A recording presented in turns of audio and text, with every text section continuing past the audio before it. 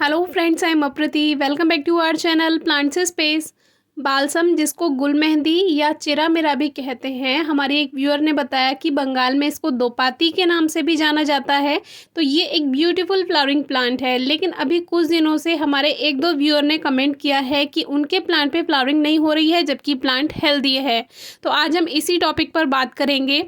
जो बालसम यानी गुल मेहंदी का पौधा होता है, अगर वो हेल्दी है और फ्लावर्स नहीं आ रहे हैं, तो इसका मतलब ये नहीं है कि इस पे फूल नहीं आएंगे। अगर प्लांट हेल्दी है तो फ्लावर्स 100% आएंगे, क्योंकि ये प्लांट बहुत कम देखभाल में, बहुत कम फर्टिलाइज़र में आपको फ्लावर्स दे देता है।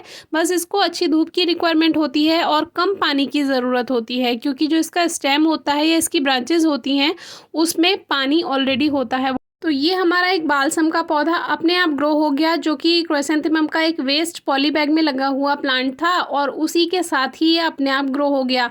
ऐसा ही हो जाता है जब आपके गार्डन में एक बार बालसम ग्रो हो जाए तो उसके सीड्स अपने आप बिखर जाते हैं। जब तैयार हो जाते हैं तो जैसे हम उसको टाइम से कलेक्ट कर लें फिर तो वो आप कलेक्ट कर सकते हैं, लेकिन जैसे कभी कभी कोई कोई सीड अपने आप खुल जाता है, जो उसका सीड पॉड होता है, तो वो सीड्स बिखर जाते हैं और फिर नेक्स्ट ईयर सीज़न आने पर अपने आप ग्रो हो जाते हैं। तो देखिए, ये वाला जो प्लांट है कुछ दिन पहले हमने शेयर किया था सीज़न में, सबसे पहले ये भी अपने आप ग्रो हो गया था। ये पिंक वैरायटी है। पिंक वैरायटी सिंगल पेटल में है। जो इसका गुच्छे वाली वैरायटी होती है उसमें तो फूल बिल्कुल गुलाब के जैसा लगता है। तो इसका सीज़न अब पूरा हो चुका है, क्योंकि ये एक सीजनल प्लांट है। बहुत से व्यूअर्स के ये भी कमेंट्स आते हैं, लास्ट ईयर भी आए थे, कि हमारा प्लांट तो बेकार होता जा रहा है। तो ऐसा इसलिए क्योंकि ये एक सीजनल प्लांट है और एक टाइम के बाद अपने आप ही ख़त्म हो जाता है। और इस तरह से इस पर कलियाँ बनती हैं कि साइड साइड में, जैसे जो ब्रांच है, स्टेम है, उसी के साइड साइड में इसमें बहुत सारी छोटी छोटी कलियाँ बनेंगी। अगर आपके प्लांट पे फ्लावरिंग नहीं हो रही है और आपका प्लांट हेल्दी है तो आप उसमें पानी कम दीजिए, बहुत ज़्यादा पानी ना हो। लेकिन तेज़ धूप में क्या होता है, ये पौधा मुरझा भी बहुत जल्दी जाता है। तो अपर लेयर पर आप स्प्रे कर सकते हैं। अगर आपको लगता है कि मिट्टी में खाद की कमी है, बिल्कुल ही खाद नहीं है, तो आप मिट्टी की गुड़ाई करके 1 या 2 मुट्ठी गोबर की खाद या वर्मी कंपोस्ट डाल दीजिए, उसमें फ्लावरिंग ज़रूर होगी।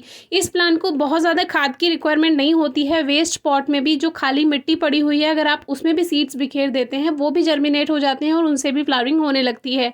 अभी आपको एक ऐसा पॉट दिखाएंगे जिसमें कुछ प्लांट्स अपने आप ग्रो हो गए और उस पर कलियाँ भी बनने लगीं।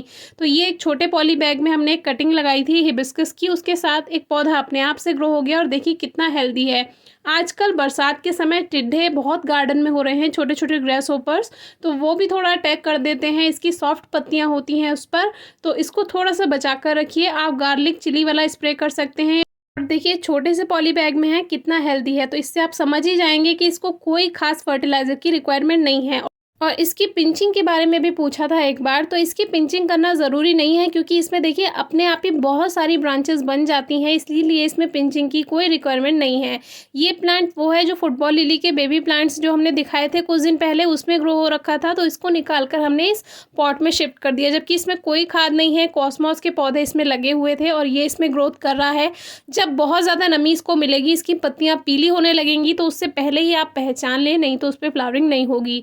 अब ये कुछ प्लांट्स हैं जो कि अपने आप गुलाब के गमले में ग्रो हो गए हैं, और इसमें देखिए इतना ज़्यादा जगह भी नहीं है, रूट्स पूरी फैल चुकी हैं पॉट में गुलाब की, लेकिन फिर भी ये चल रहे हैं और इसमें कलियां बनने लगी हैं। तो इस तरह से देखिए कितनी आसानी से ग्रो होने वाला प्लांट है। अभी सीज़न है, अगस्त ख़त्म हो रहा है, सितंबर आ गया है, लेकिन अभी भी आप बालसम के सीड्स ग्रो कर सकते हैं। 4 से 5 दिन के अंदर जर्मिनेट हो जाते हैं और 15 दिन में अच्छे बड़े पौधे इनके बन जाते हैं।